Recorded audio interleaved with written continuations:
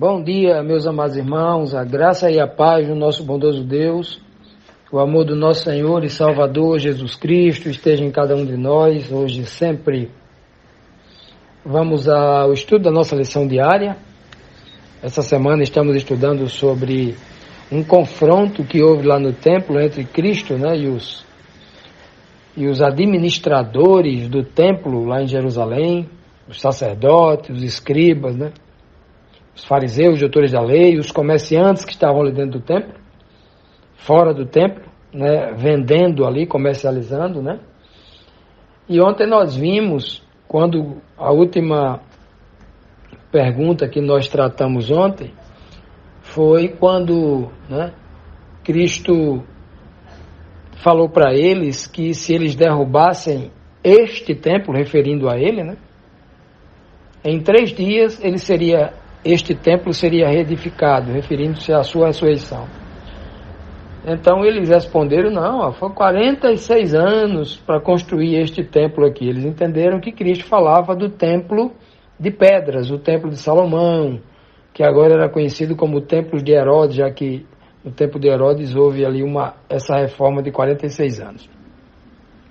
Eles não entenderam, E hoje, dando continuidade, vamos aqui para a pergunta 9 e a pergunta 10, Hoje, quinta-feira, pergunta 9 e 10, com os seguintes questionamentos. O primeiro diz assim, os judeus materialistas, presos à coisa física, a superfície das coisas, o homem exterior, materialista, não entenderam quando Cristo disse, derrubem este templo e ele será edificado em 3 dias, E eu o edificarei em 3 dias. Jesus estava se referindo a quê? Quando falou este templo? Olha só o que diz João, capítulo 2, versículo 21. Mas o templo do qual ele, Jesus, falava, era o seu corpo, era o seu próprio corpo. Então, irmãos, olha só, era necessário que João escrevesse aqui no capítulo 2, versículo 21, esse versículo aqui ele é desnecessário, porque quem conhece Jesus Cristo e entendeu, lendo todos os evangelhos, 4 evangelhos, percebe que tudo que ele fala é através de parábola. Nada do que ele fala não é uma palavra direta, é sempre uma palavra espiritual com duplo sentido. Em muitas vezes aplicava sim também ao contexto literal, mas muito mais a uma questão espiritual. Isso está lá escrito em Mateus 13, 34. Tudo que Cristo falava era por meio de uma linguagem de parábola. Nada do que ele falou foi sem ser através de parábola. É o que está lá escrito. É muito claro isso. Então, quando eu vejo aqui, eu até me assustei com esse verso aqui de João 2, 21, porque eu não sabia que tinha esse verso. Eu já li tantas vezes esse capítulo, mas porque a gente passa por cima desse verso por ser tão óbvio a fala de Cristo. Para o homem, para a mulher espiritual, a fala de Cristo é óbvia, é muito clara. É óbvio que ele não está falando do templo, porque não tinha como construir aquele templo de pedra em 3 dias. Ele, Jesus Cristo, os homens, Não tinha como fazer aquilo. Só Deus no seu poder. E Deus não ia construir uma coisa daquela.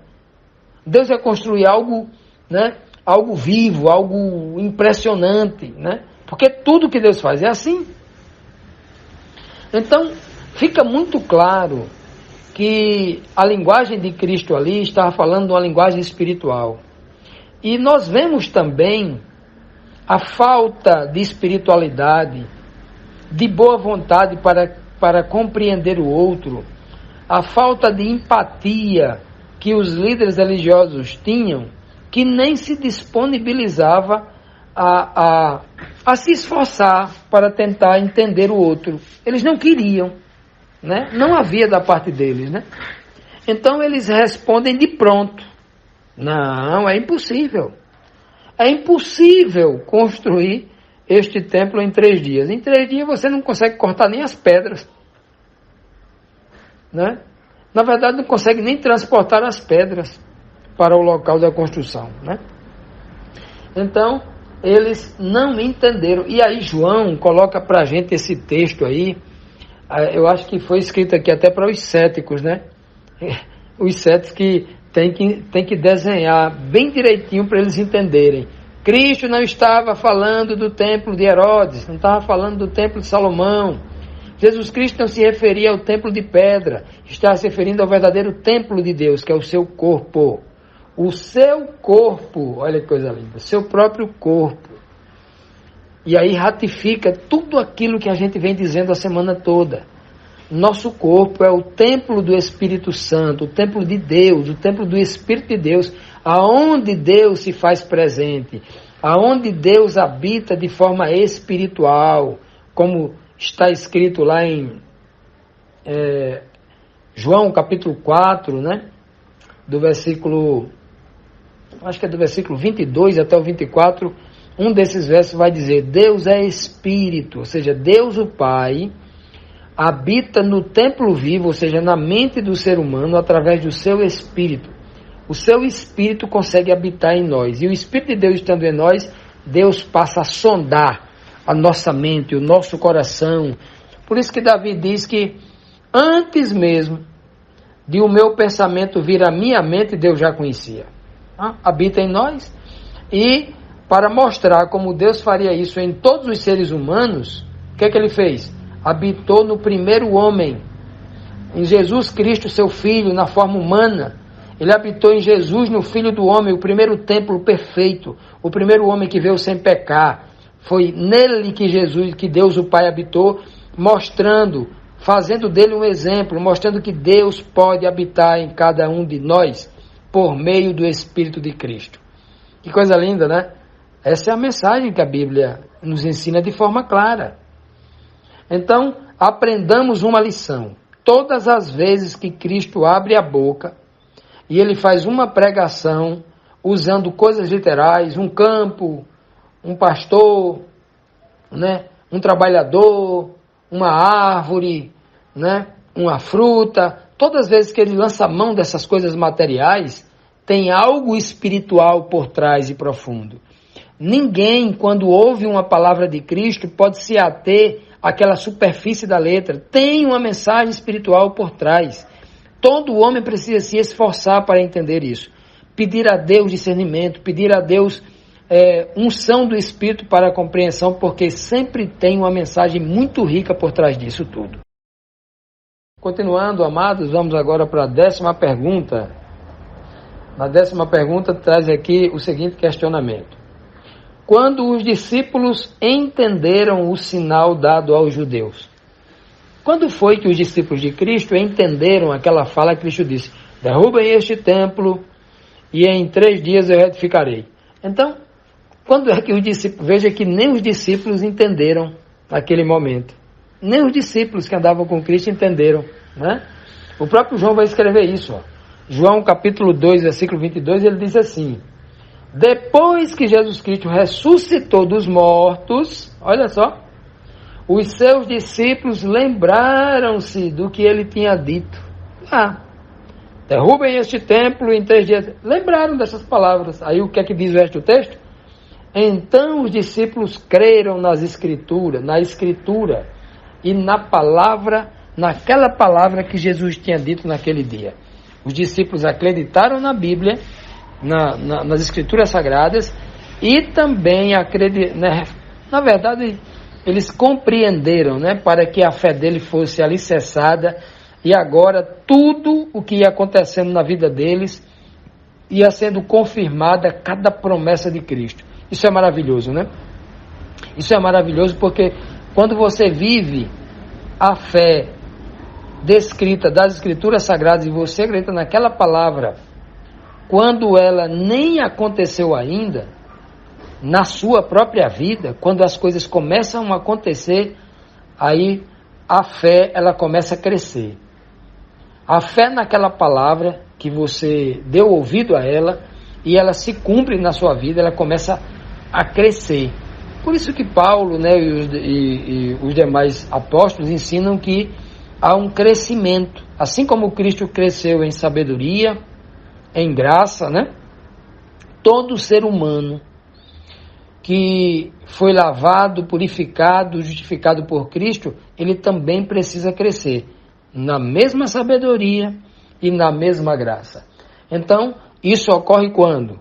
Quando nós não nos esquecemos da palavra que nós estudamos, das palavras que nós ouvimos, quando elas se cumprem, como aqui aconteceu, o Espírito de Deus fez os apóstolos, os discípulos, se lembrarem do que Cristo tinha dito e acreditaram na palavra de Deus.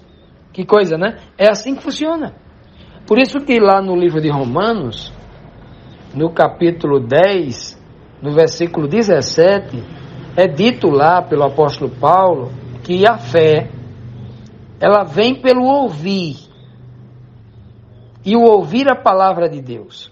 A verdadeira fé não tem nada a ver com pensamento positivo. Estou com pensamento positivo, né? Vai dar certo. Isso não é fé, não. Isso é pensamento positivo. Fé é aquilo que você está baseado numa esperança do que você ouviu que vem da palavra de Deus. Não é o pensamento, não é aquilo que você promove. Eu tô aqui, né? Vou pensar positivo porque eu vou para a entrevista do emprego lá e quando chegar lá, aí sim, tal, aí, deu certo, eu fui empregado porque eu cheguei lá com pensamento positivo. Isso não é fé, isso é pensamento positivo. Isso não é bíblico, isso é asiático, isso vem do budismo, do shintoísmo, não tem nada a ver com Bíblia, não tem nada a ver com Jesus Cristo, não.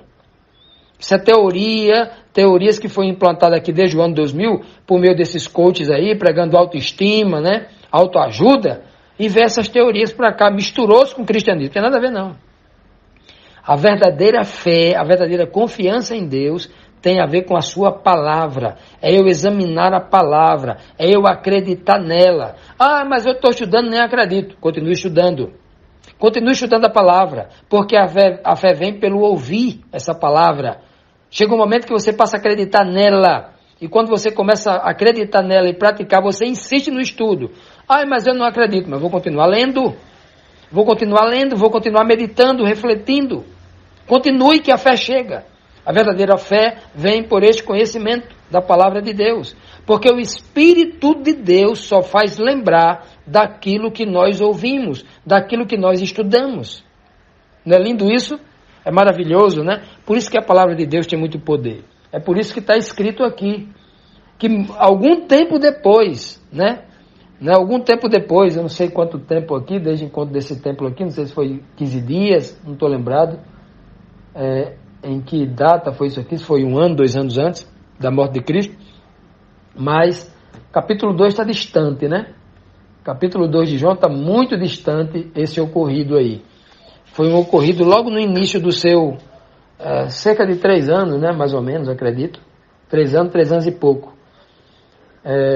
Quando os discípulos ouviram esta palavra e 3 anos e meio depois, 3 anos e pouco depois, eles foram compreender o que Cristo tinha dito naquele dia, né? Derrubem este templo aqui e vocês verão que eu reedificarei no 3º dia ou em 3 dias. Que coisa linda, não é? Isto é a palavra de Deus. Quando ela se cumpre em nossas vidas, gera fé. Então, a gente vive muito hoje do testemunho dos outros. Aí liga ali no YouTube alguém dizendo, Deus fez isso e isso e isso comigo, tal. Isso é muito bonito escutar o testemunho dos outros, porque eles estimulam a gente a ir para a Bíblia, né? Deve estimular a gente a ir para a Bíblia, porque cada um de nós temos que ter a nossa própria experiência. Cada um tem que ir para a Bíblia, cada um tem que crescer na fé, cada um tem que seguir, fazer a sua própria, permitir que Deus escreva a sua própria história, para que eles possam contar também o que Deus fez por ele. A gente não vive escutando, não vive do testemunho dos outros, não. A gente vive da nossa experiência com Deus e de contar os nossos próprios testemunhos daquilo que Deus fez por nós. Que o Senhor nos abençoe e nos dê esse grande privilégio, Esse grande privilégio de crer na sua palavra e de testemunhar para as pessoas que ainda não a conhecem.